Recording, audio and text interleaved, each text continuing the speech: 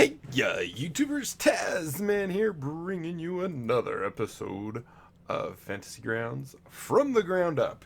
And in our last episode, we were going over some mods, and there was one thing I was thinking of that I wanted to talk about in this episode, and that would be, let's say, for a moment, that we wanted to have a specific damage done to a creature. Let me just pull up some things here. Is that an uncategorized? Yes. And by the way, I'm a little bit more prepared this time. Well, at least I'm going to pretend to be. I guess we'll find out how much more prepared I am. I actually have a map. If I go to uncategorized, that is just a small little area. We can shrink that down a bit. About, yeah, that's probably good right there. So, as you know, when you have an NPC, and we'll just use this orc right here. When you have an NPC, let's add him here.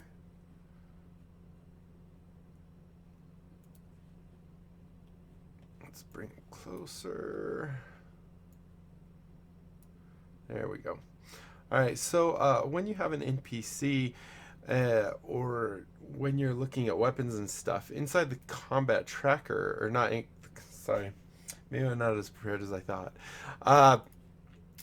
We can set up things such as vulnerabilities and resistances, immunities, and things of that nature.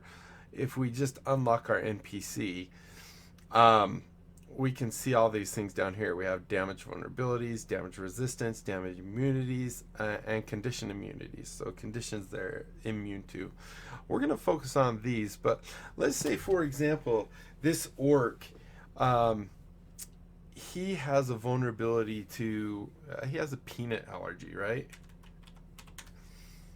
So if I use a peanut oil coated weapon or something like that, a vulnerability means he will take double the damage, if I'm correct.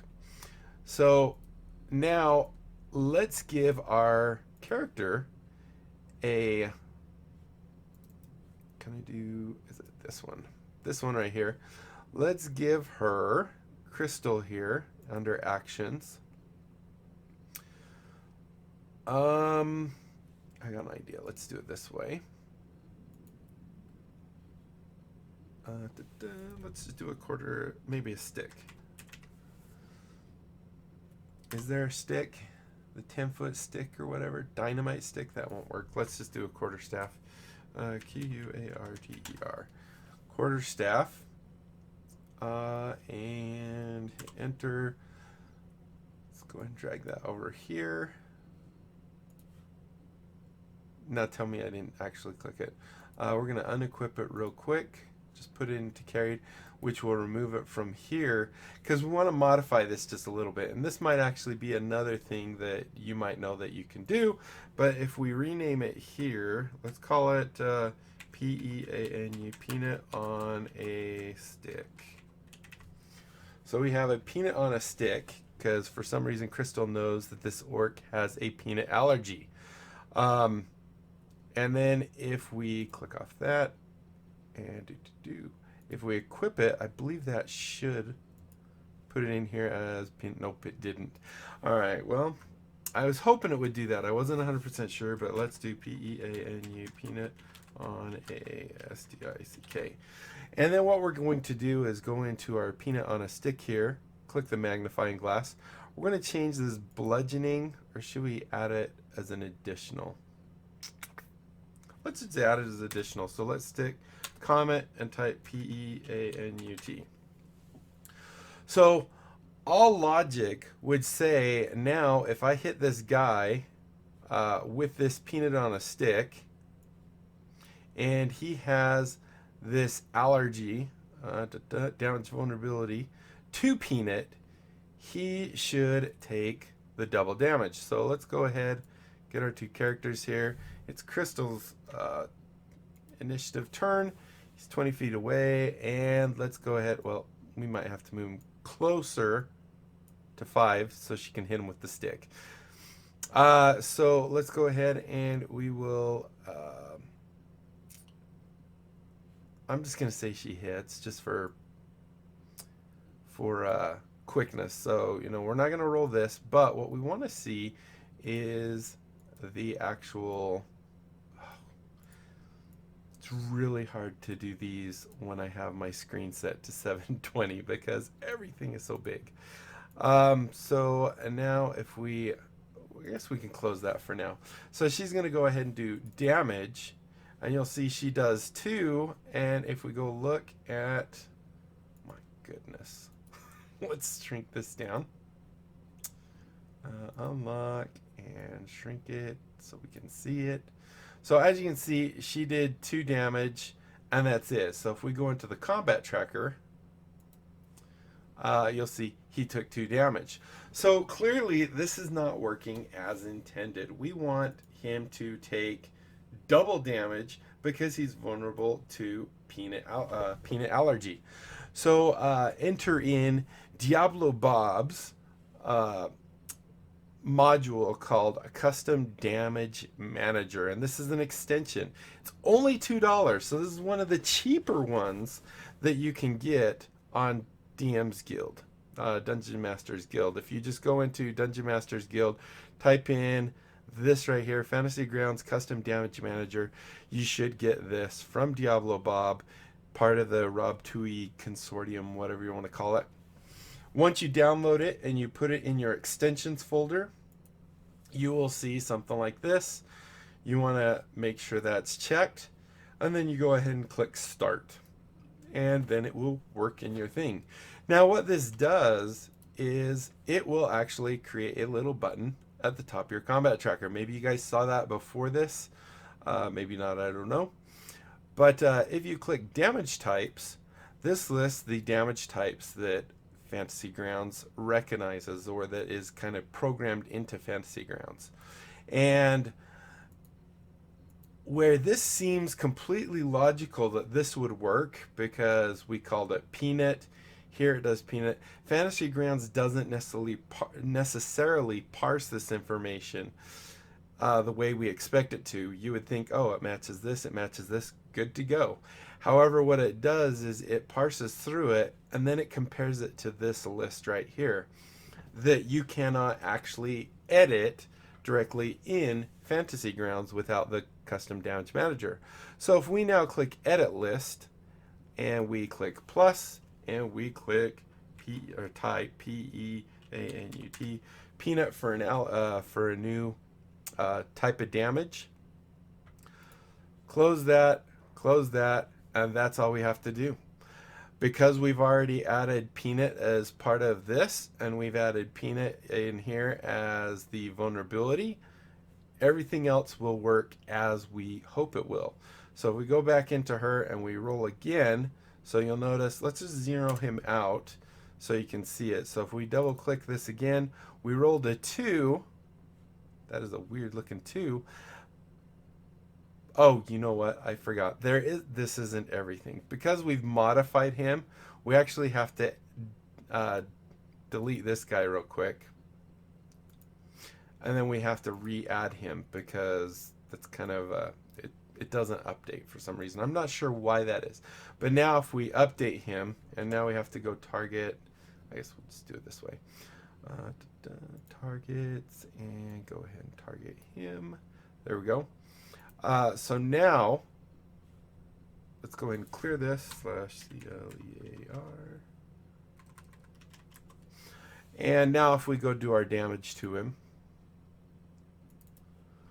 you'll see we rolled a 3, and there's 3 here, but, oh, did I not? Hold on. Alright, I'm not as prepared as I was hoping, because I don't think I actually edited that one. I edited this guy, so he does not have it. Alright, that's okay. We can still fix this. Let's go ahead and click on this guy. This guy does not have the peanut allergy. So as you can see, it didn't do anything even though we had the peanut. It just did bludgeoning. Let's go ahead in here and re-add the peanut allergy. Vulnerability, PEANUT. Now, when I was testing this, I actually didn't test it with our character in the combat tracker already. I actually tested it right here and then I dragged it in. So that might be something you have to do, is you have to put in the vulnerabilities or whatever before you drag it in the combat tracker. Let's just check it real quick and see if that works. So let's zero back out as hit here and let's see if this will work.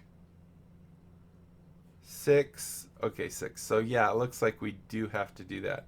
So that is a good thing to note. All right, so we're going to edit it here in our uncategorized or our custom orc, because apparently if you just edit the sheet, it doesn't update what's already in the combat tracker. It's already been parsed and done.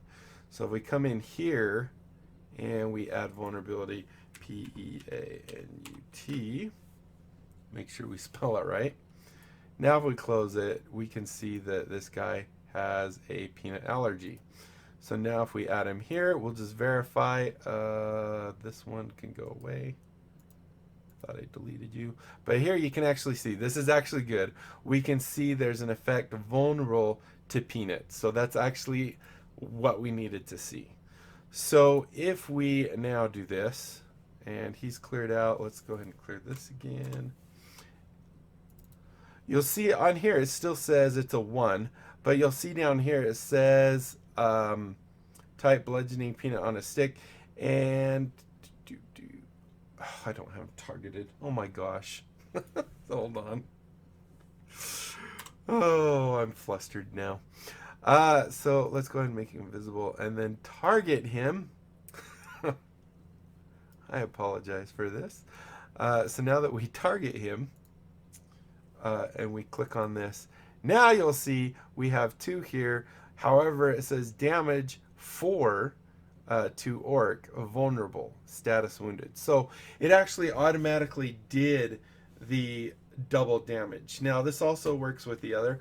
We could apply this manually as well if we actually added the effect, peanut vulnerability. I don't think it adds it from your list, so I think we would have to type do VUL.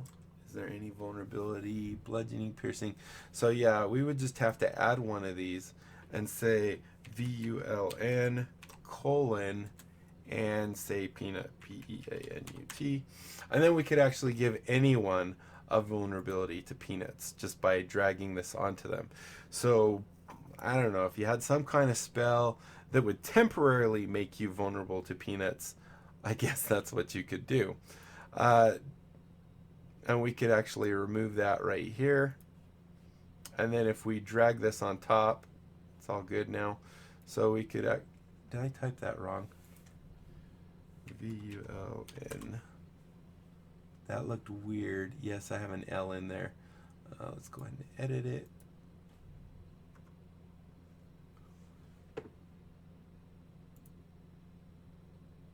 And bone peanut. Okay, I think that's good.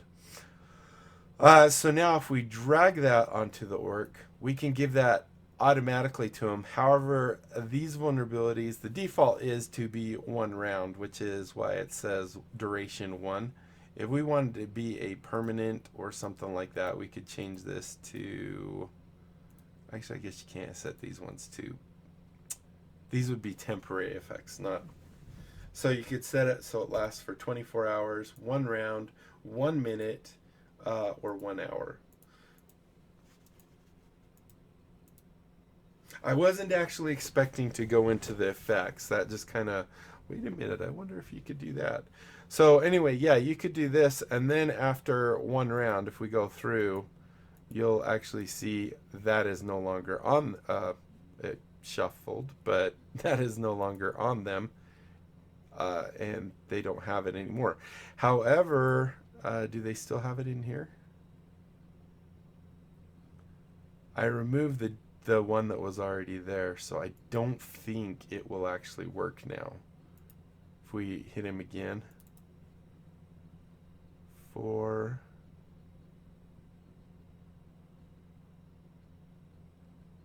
Oh, wait, we're not. Yeah, we're targeting him. So, oh yeah, because it did 8. So we did, what was the first one? 2? So it went to 4. So yeah. Um, you kind of want to be careful if you remove the default one that this put in, the NPC sheet put in, uh, because it will undo the whole thing. And if you do it from here, it is going to be a temporary type of thing. So I guess if you had some kind of spell that made it so they were laughing really hard and it made them vulnerable, I guess you could do something like that. I'm going to remove this peanut. Anyway, the whole thing I wanted to point out is this is a really cool add-on, really cheap on Dungeon Masters Guild, that gives you damage types where you can actually create your own. And one of the things in the past, I was trying to create one because I can't remember what it was, but I was trying to add, it wasn't smite, it was, I think it was brilliance or something like that. There was a description on a homebrew type of thing that said it did brilliance type of damage, which I guess is kind of the same as doing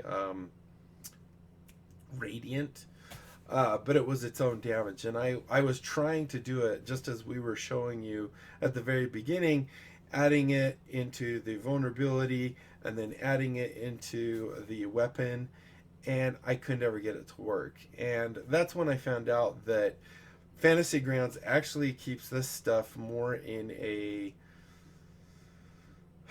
state that you cannot edit within Fantasy Grounds. It's more kind of not hard coded exactly, but it's actually in the code itself.